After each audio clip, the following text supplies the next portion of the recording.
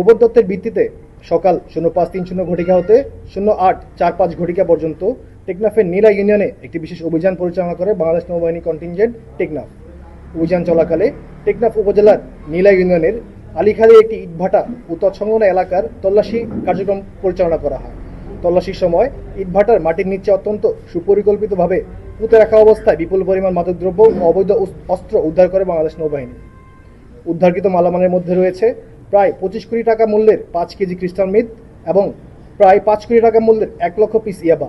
এই সময় 2টি বিদেশি পিস্তল, 2টি ম্যাগাজিন এবং 4 রাউন্ড তাজা গোলাবারুদ উদ্ধার করা হয়। পরবর্তীতে একই এলাকা হতে একাধিক মাদক ও অস্ত্র মামলার গ্রেফতারি পরোয়ানাভুক্ত আসামি নুরুল কবিরকে আটক করা হয়। উদ্ধারকৃত মাদকদ্রব্য, অস্ত্র ও গোলাবারুদ সংক্রান্ত বিষয়ে প্রয়োজনীয় আইনানুগ কার্যক্রম প্রক্রিয়াধীন রয়েছে।